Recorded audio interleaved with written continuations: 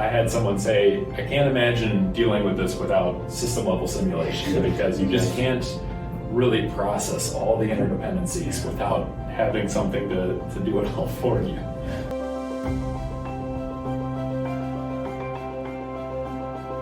Welcome everyone to this week's edition of the GT podcast, and today we have a really interesting topic about fuel cells, and we have two guests joining us, and our host as usual is me, Divya, and Abhishek, and we are developers in the flow thermal group here at GT, and today we are joined by Navin and Jake to talk about fuel cells. Before that, could both of you introduce yourselves to the audience? Sure. I'm Navin. I've been with GT for almost 8 years now, and I work as a developer in our Reactive Flow Systems team. And my work is split between modeling combustion and flow inside cylinders of an engine, and also trying to do modeling of the transport and reactions inside a fuel cell. Yeah, and I'm Jake. I've been with GT for about 5 years. I'm an application engineer, so that means I work directly with our customers, try to ensure their success, training, support on a daily basis, and also gathering their feedback and relaying that to our development team so that we can, design and implement, useful new features. Actually hired on to the engine performance team, and pretty quickly just kind of volunteered to be part of this new project, which was to develop a fuel cell model, which was very primitive at the time, and it's just grown a lot since then, and that's the vast majority of what I do now. So I guess then the question probably we can start with is, since we probably don't know anything about it, what are fuel cells, why they are important, what's the history behind them? Sure. If we go with the question of what are fuel cells are basically a device which take chemical energy and convert it into electrical energy, and typically that chemical energy comes in the form of hydrogen. And as a device, these things have been around for a long time. They were invented sometime in 1800s or mid 1800s, and they were made popular because I think in the 60s they were used quite a lot for the space program to supply power to auxiliaries, etc. And in recent times, I think they have again caught the attention of the transportation industry in particular, because I think we have reached a point where decarbonization is being taken very seriously, and along with electrifying vehicles via batteries, using fuel cells as another path to electrification is also being considered seriously. And so that is why fuel cells are sort of back in the topics of discussion across different industries. Yeah, and hydrogen as an energy carrier kind of supplements, direct electrical storage via batteries in a lot of different ways. There's, the generation of that energy in the first place. Right now it's a lot of what we call gray carbon or gray hydrogen, which is reformed hydrogen from hydrocarbons with no CO2 capturing, so releasing CO2. But eventually we hope to get into more blue hydrogen, which is the same reforming with CO2 capturing, but ideally green hydrogen, which is direct electrolysis, taking water and producing hydrogen and oxygen from that using renewable energy. So renewable energy is the goal here, but that is very intermittent, in its availability. So unless you way oversize the entire electric grid, you're going to need some sort of energy carrier to handle that intermittency. So hydrogen is a really promising route for that, just in terms of storage. But then also when you talk about transportation, putting it on a vehicle, batteries are fantastic.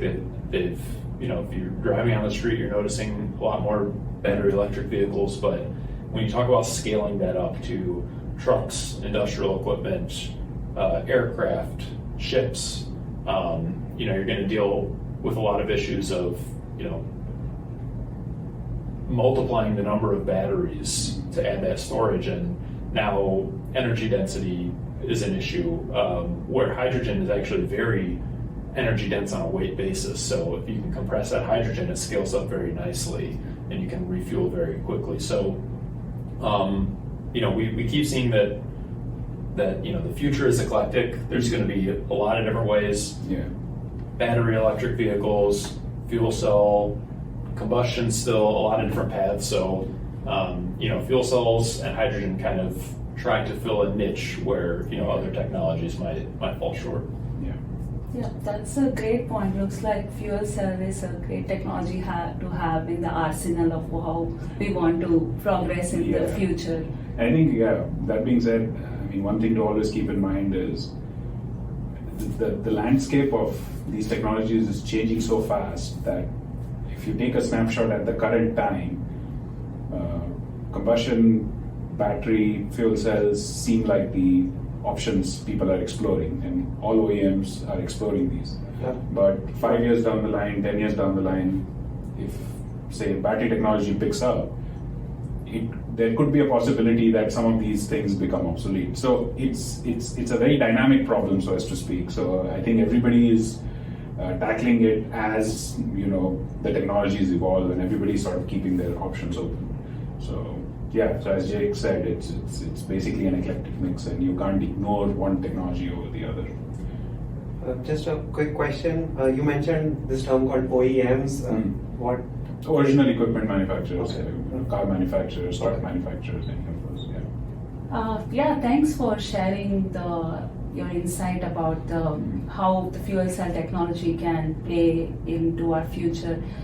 So what are fuel cells exactly? Like how you would explain to someone who's not too familiar with this topic? Do you want to take that? Sure. So when we say fuel cell, we generally talk about what's referred to as a PEM fuel cell. That's kind of the default connotation. PEM actually can be interpreted two different ways: proton exchange membrane or polymer electrolyte membrane. But the idea there is that you're taking hydrogen on one side, the anode side of this reaction, and oxygen, typically from air, on the cathode side, and you actually have this membrane, this electrolyte that separates the two sides, and that allows these hydrogen ions, which is a proton, to traverse the membrane, whereas the electron cannot get through. It has to be diverted through an external circuit, and then on the cathode side you have this recombining of the proton, of the electron, and then this oxygen molecule. So the net result is you're generating a voltage, you're creating water as the only emission, and then you're generating some waste heat along with that. So the net reaction is hydrogen plus oxygen gives you water and energy. So from that standpoint, going back to the kind of incentive behind this is that it's a very clean energy conversion process.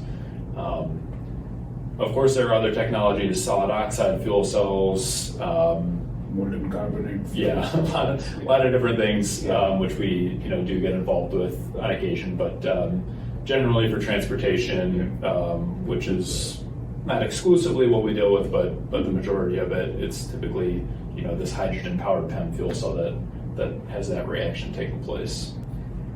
So I'm just going off what you said. The majority of the work we do is for transportation. So I know, at least coming from a little analog of batteries, like just batteries aren't important. Like the whole integrated system around this battery is a lot of times quite important. So is that the same case with fuel cells? Is Yeah. this system important there Absolutely, as well? and I would argue that it's more important for fuel cells than Okay. batteries or even IC engines, at least more complex. And as from the simulation perspective, I think that's the biggest challenge and the most interesting part is because we deal with so many domains. Yeah. So you have to supply air. So you're talking about equipment like compressors or turbo machinery. You have to maintain humidification because this membrane requires hydration to support this proton movement. So you're dealing with water transport. You have to supply hydrogen, which adds in whole other complexities. So that's just the flow domain. You have thermal aspects to take into account. You have to make sure that the temperature is within a fairly tight window, typically maybe 60 to 90 degrees C for various reasons. You have to deal with obviously the chemical aspects, the electrical aspects. So you're combining all these different domains into one system that has to operate, in harmony with all these different effects going on. So it's that's the big challenge, and that's what makes it interesting, at least from my perspective. Yeah, so I mean, the complexities of the system are there, and to add to that, the fact that you're dealing with water that's moving all through the system, be it via humidification, as Jake mentioned, or be it via the product water. And the issue with water is it very easily changes state. So as Jake said, we are maintaining the system somewhere around 60 to 90 degrees C. Now, depending on what sort of pressures you're operating at these temperatures, water could be switching between liquid to vapor. And then if you throw in a climate like the one we have in Illinois, you also have to deal with the third state of water, which is ice. So that adds to the complexity of designing a fuel cell system. Like for example, I think in their latest target for fuel cell vehicles, I think the DOE has something of the order of a fuel cell vehicle should be able to self-start from a temperature of -5 degrees C without any assistance, where by assistance I mean there should be no external heating. So the system in itself should provide whatever heat needs to be provided. And I think if there is assistance, it should be able to reliably start from -20 degrees C. So those are the targets like any OEM is looking to meet. Okay. And that is the amount of pressure that gets put on a tool like ours, that we need to be reliable enough in a transient sense to simulate these kind of complex startup procedures from a temperature where you have potentially solid ice sitting in the device, and then going through a phase transition of melting to liquid, transitioning to vapor. So that's what makes these devices quite complex to operate in real life, or in experiments and in simulations. That's a long list of challenges, and I think you made a good point about a tool being able to capture a lot of not just multiphysics you mentioned, chemistry, electrical, flow, thermal, but also in system environment, right? So you can kind of put all the factors together in designing. So could you talk a bit more about how the system simulation, especially in GT, can help, and what factors engineer designing fuel cell could be looking at by doing that? Yeah, I think at least the way I think of it, there are probably 4 primary factors that you have to be able to control. The first one being reactant supply. So you have to make sure you're providing enough oxygen and hydrogen to the stack, but also it has to be to the level where it can diffuse through the porous media within there and get to the catalyst to react. So that's one challenge. Another one is operating at a certain pressure. So the electrochemistry is such that a higher pressure tends to lead to more efficiency, more power out of your stack, but of course that comes at a cost. At least from the air side, you have to pressurize your air, and generally that means your compressor is operating higher. But then there are some indirect effects. So you have a certain flow rate leads to a certain composition, a certain pressure leads to a certain partial pressure of all the species. But now we're talking about water, so that's going to determine the relative humidity and phase change and the hydration and everything like that. So that's the third one is water management, which is probably the biggest buzzword in the industry. But then these are all playing against each other, and then bring in temperature. Again, so there's a lot of competing effects with temperature. The open circuit voltage drops with higher temperature, but the activation losses also drop. So generally you get better performance with higher temperature, in a black box approach, but now the temperature also affects the humidity, so that's why you have to keep it low. So it's just this crazy web that you're weaving, and I had someone say, I can't imagine dealing with this without system level simulation, because you just can't really process all the interdependencies without having something to do it all for you. And the fact that just describing it is so complicated. Yeah. that should tell you We're how. still wrapping our heads around it. It's so involved. And I mean, there's one aspect we didn't even touch upon. I mean, so there are targets that the operation of the device has to satisfy. But there's a whole other set of targets that the life of this device has to satisfy. Because since you're dealing with really thin porous media, with precious metals like platinum, stuck on that porous media. Forgive me for using the word stuck. I'm pretty sure there's a better technical term for it. But just imagine it as, the membrane, as Jake mentioned, and then you have these thin paper-like carbon structures that are just pressed on it. Then there's platinum metal that is pressed on it. Then you have another porous carbon structure pressed on it. So all of this make together what is known as the membrane electrode assembly sandwich, right? And because these devices are so thin, because everything else surrounding this is typically metal. So when it's metal, you know that it has a longer life. But these things, since they are porous media, these are the things that fail first. Like, you could have your membrane start thinning, ultimately have a hole punched through it. You could have the porous media degrading. You could have the catalyst getting poisoned due to different effects. So now there are a whole bunch of targets that manufacturers have to look for, that if they are providing a fuel cell to somebody, they need to ensure that the device would have a life for X 100,000 kilometers of driving range. Now, there are protocols based on which you can do these kind of tests in a lab. But these tests, if you're going to do it in a lab, run for hours. And if you're running for hours and essentially taking a bunch of fuel cells with a lot of precious metals in it and driving them to failure, that's all cost. So that's another aspect where people or customers have always asked us about system simulation, that if we can capture these degradation processes with good fidelity, they could actually substitute system simulation for some of these expensive testing and can help them design their fuel cells, and then they can resort to maybe testing on their final design or final iteration of design.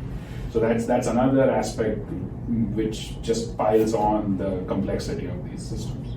So, okay, that's a lot to take in. Yeah. Jake mentioned 3 types of management, like electrical management, water management, thermal management, and now I think, Navin, you are talking about material management. Yeah. Techno-economic management, I guess. And predicting the life of those. So, all of this, from what I can tell, is all transients all the time. Exactly. Like, it's not, you cannot just do one steady state and be happy with it, or design your solution via that. Yeah. So, how does that work? Like, how do you handle, because like so much management along with dynamically doing that? Like, and now that we are explaining everything, here's the kicker. All of these systems always have a battery included with it. So not only are you managing your power out of the fuel cell, you also have to couple it well to, because the issue with fuel cell devices is they don't respond well to very fast transients, because you have flow dynamics, that the gas has to make its way through the path, diffuse, reach the reactant. So there's a time scale associated with it. So if you want to say just floor the accelerator and drive, at those times there is always a battery attached with these systems that gives you that fast response, and then the fuel cell takes over. So now if you think of managing this whole thing as a system, not only are you trying to make sure that the fuel cell is working well, you also have this battery that has to work well and in sync with the fuel cell. So yeah, it's a complicated system to deal with. I mean, I think we have a tough time keeping everything straight in the simulation world. I don't even know, because personally I'm not an experimentalist myself. I've spent all my time doing simulations, so I don't even know how complicated these things get once you're in a lab trying to control such a system. I mean, yeah. In the spirit of piling on, you also have the effect of crossover, meaning that these species can get through the membrane. Oh, yeah. Most of the mechanisms are diffusion based, so one thing is you have nitrogen on the air side, and that can get into the hydrogen side and build up, and you don't want to be displacing all your valuable hydrogen with nitrogen and water as well. So you have purging strategies to release that. Wow. So I had one, I'll quote it, or probably misquote, but try to reproduce what a customer was telling me once. He said, a fuel cell is never in steady state. There's no such thing. It doesn't exist. Yeah. So you do the best you can to kind of try to replicate certain states, and then you can build up a model that responds to that, and then you put it in a transient environment. So that's, again, simulation. You could have different levels of fidelity of all your different models to get the right combination of accuracy and speed, and then put it in a drive cycle and see how does the system react and optimize certain things like the energy management system, trading off between what's the fuel cell providing, what's the battery providing. Can you accelerate to a certain degree where your compressor will spool up fast enough and deliver the air? Identify those transient limitations. Are you going to flood your fuel cell with too much water? Things like that. So I guess the lame answer to your question is just that we try to build in all these transient phenomena directly inside the simulation. So a line I use all the time is everything is inherently transient in the simulation. It's just you can decide to get it to steady state as quick as possible if you want, but if you want to do transient analysis, you don't really have to make any adjustments. Yeah. So that's our goal.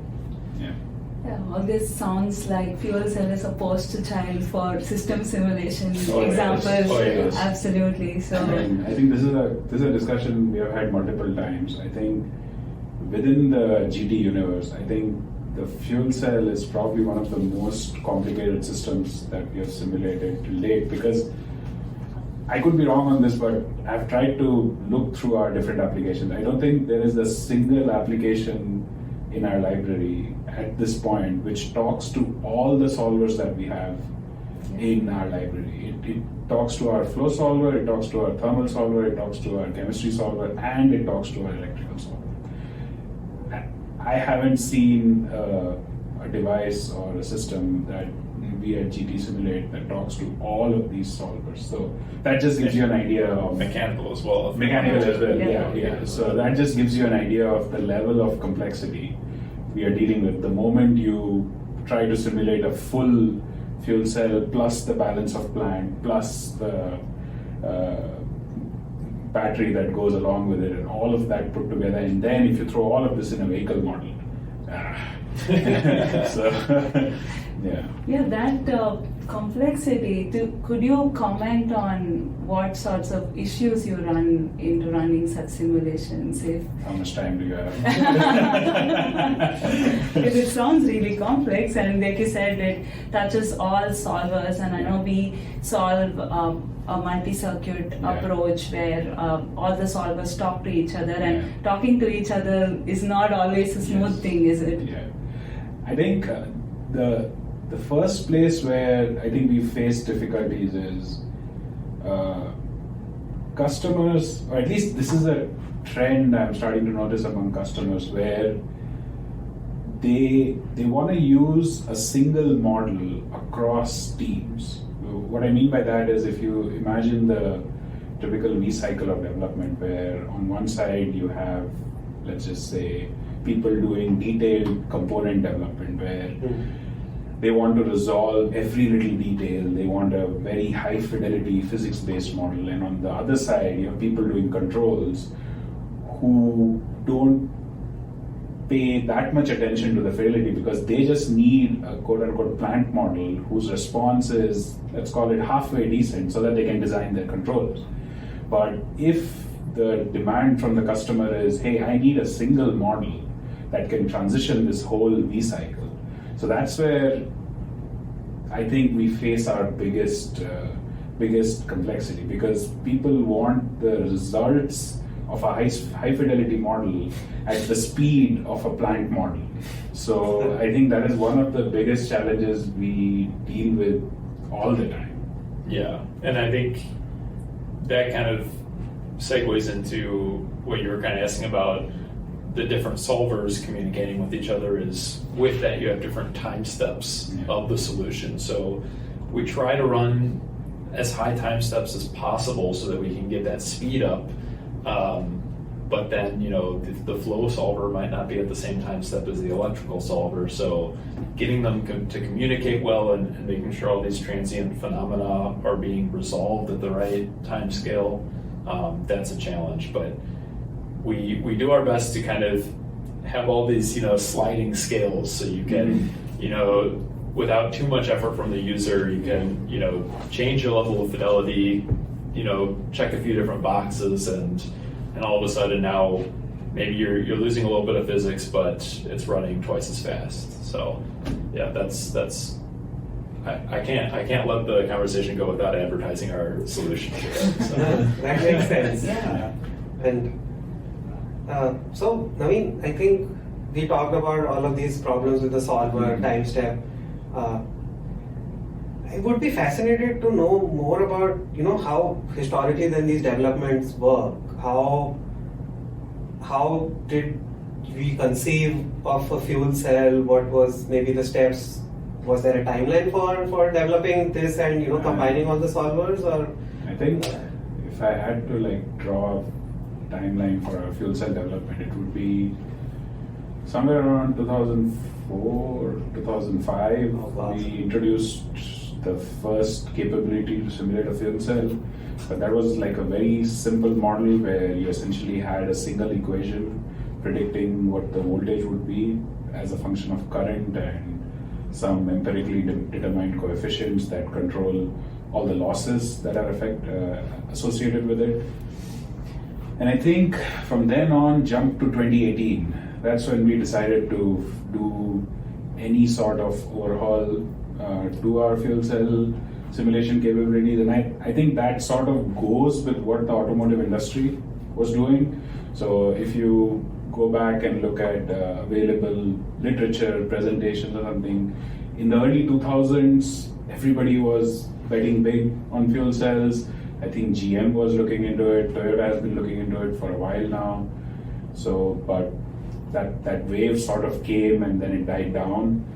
And now I think if you want to really put a time to it, maybe late 2010s, early now in 2020s is when the attention to fuel cells has picked back up, as we discussed, with the urgent need to decarbonize. So that's when I think we also anticipated that this is going to be a need. This is something people are going to ask of GT.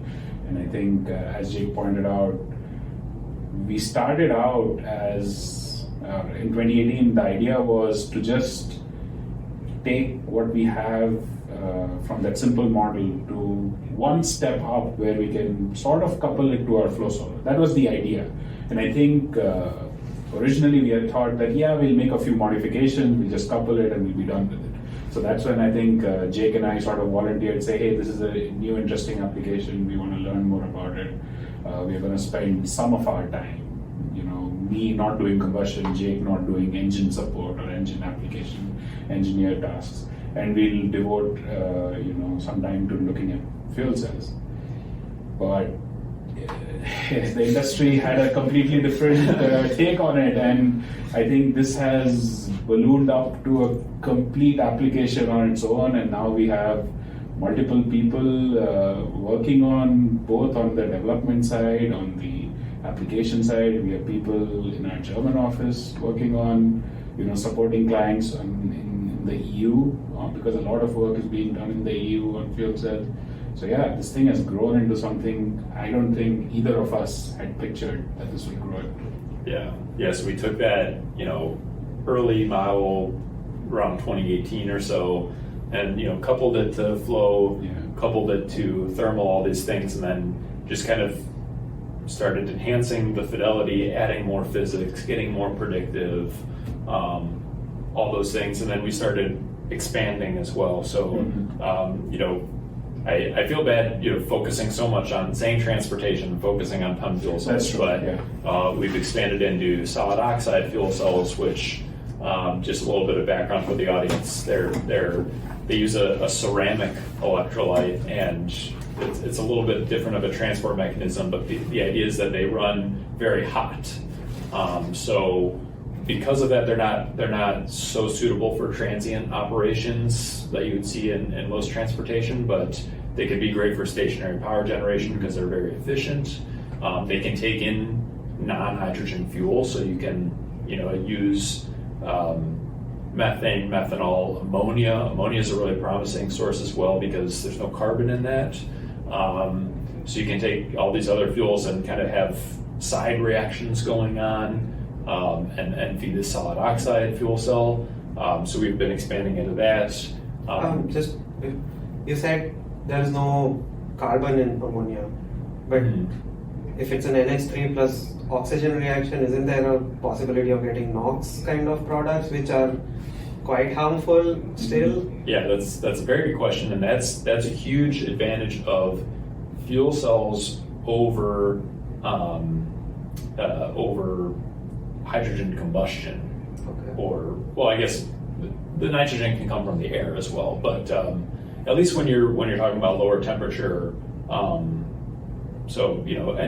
ammonia can be used in a PEM fuel cell as well. But when you're dealing with that low temperature, NOx is very minimal. So it's really the high temperature applications that you have to watch out for.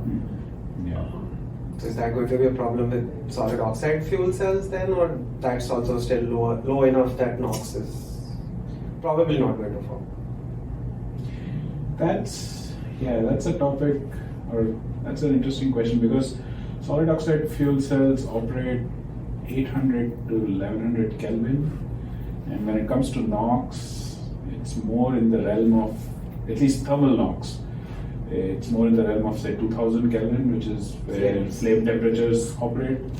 So I want to say not so much, but even if there is a possibility that NOx forms, I think from the automotive sector, the whole idea of after treatment of NOx has advanced to such a level that if you're in a system where NOx is forming and you don't want to release any of it out, you just stick something similar to an after treatment device downstream of your fuel cell, and then you can get rid of the NOx. Right? That's good. Sorry to cut you off, Jake. You were mentioning different types of fuel cells and different sources of hydrogen that would go into fuel cells. Right. So just to kind of conclude that point, beyond the fuel cell stack technology, just trying to generalize things and then being able to model the reverse of this reaction, which is an electrolyzer, which we've been recently focusing on expanding into. So I think I mentioned earlier, creating hydrogen and oxygen from water, so you can have PEM, solid oxide, alkaline is a big one. There are other forms as well. So a lot of our more recent efforts have in addition to improving the fidelity and usability of the fuel cell, is just, building up this kind of more generalized solution to handle a lot of other similar type of devices. Yeah, that's quite interesting. And you did mention that fuel cell technology can sort of transcend also transportation. Could you give us some examples of how you've seen some non-transportation applications too? Sure, like emergency power generation backup, like at data center. So I think there was a recent article about Plug, or formerly Plug Power, creating a plant for Microsoft for a data center backup, as opposed to like a diesel generator type system. That's one example. Yeah, and I think marine, but again, I don't know. Okay, it's That's also for transportation. Transportation. Yeah. Another interesting application that I remember reading was fuel cell powered drones delivering medicines to like an island that was remotely cut off from the mainland. Now, I mean, I don't know if you want to classify a drone as a transportation. Maybe, may not be, but it was a really interesting application. Is an aeroplane transportation? I mean, yeah, It is some form of transport. So yeah, I guess the data centers is a good example, and I think stationary power gen. And all stationary. Basically, Yeah. that's what. Yeah. So we've talked about fuel cell, the system that surrounds it and stuff like that, but I think at the start, one of the things you had mentioned, Navin, was how hydrogen is becoming important. Mm-hmm. Is that something that we consider while like doing such simulations on hydrogen transport and hydrogen carrying, or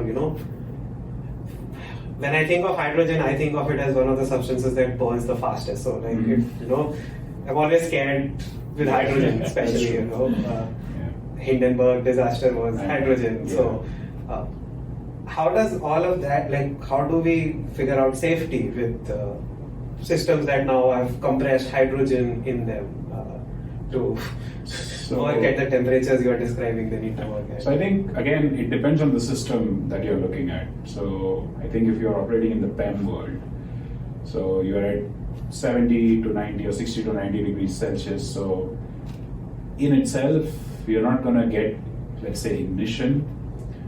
But that being said, I know that because of this phenomena of crossover that Jake mentioned, there is always a possibility that hydrogen can get over to the oxygen side and oxygen can get over to the hydrogen side.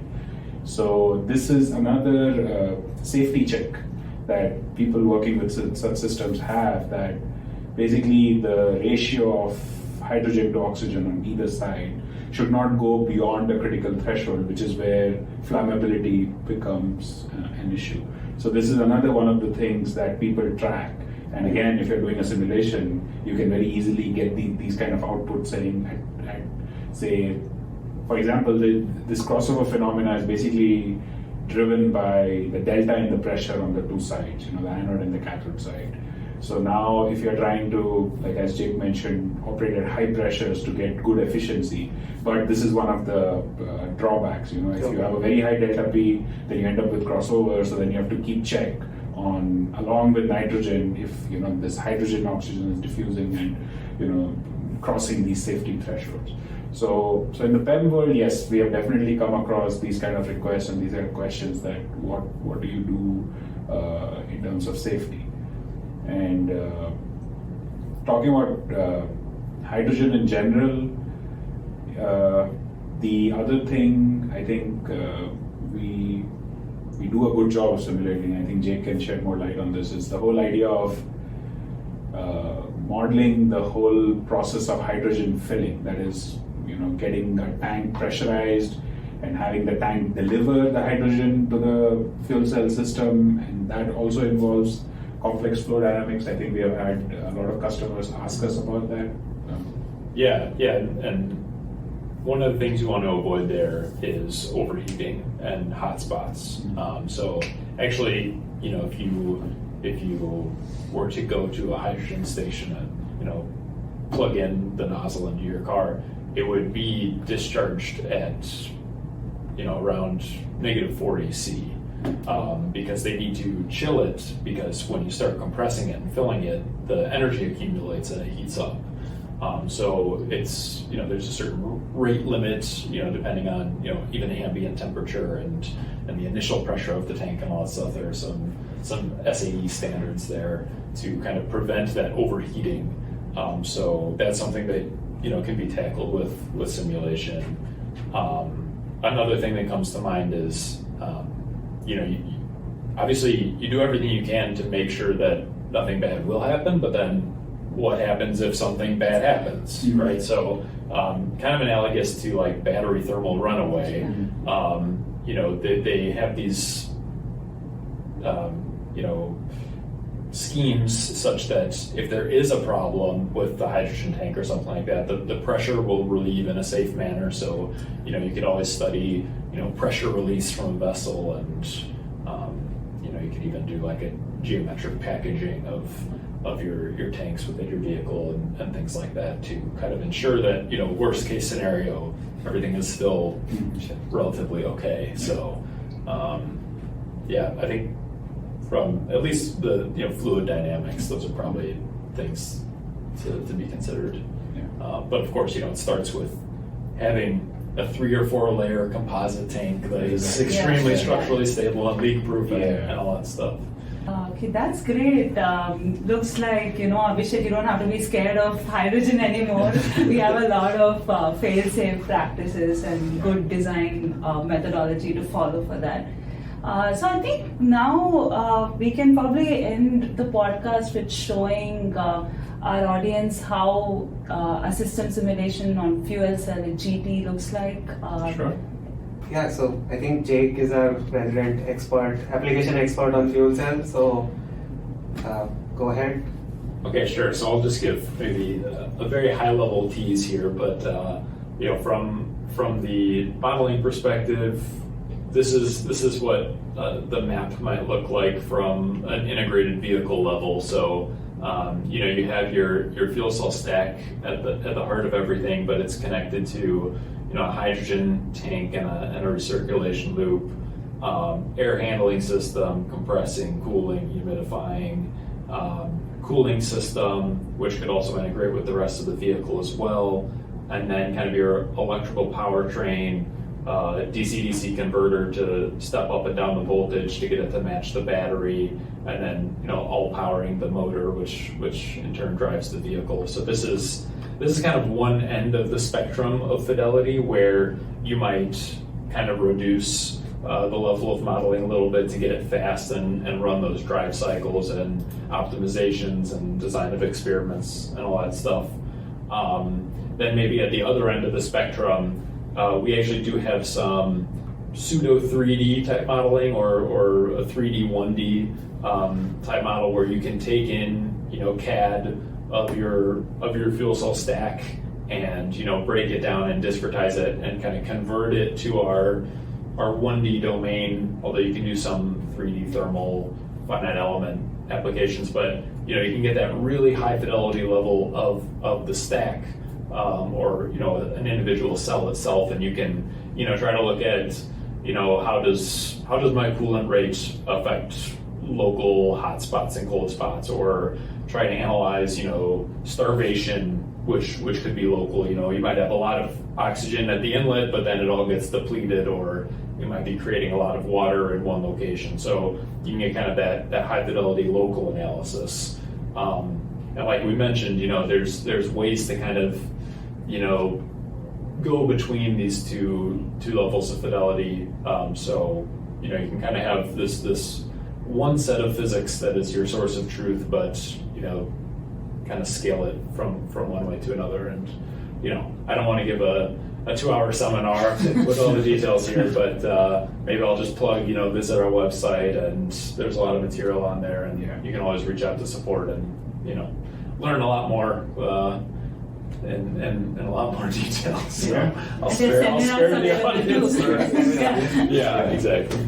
That's do our training, join our seminars, Yeah. or reach out to Jake directly. Yeah. he's the expert here. That's great. Yeah, thanks for joining us. We had a lot of fun discussing fuel cells. And thank you for your time. This brings us to the end of our episode. And we do have a lot of more exciting topics like this ahead. So we make sure to subscribe to us in these platforms to know more of this and to hear more of such topics here at GT. Yep. Thank you from our hosts Divya and Abhishek, and thank you for joining Navin and Jake. This was fun. Yeah, thanks for having us. Yeah. Thank See you. Next time.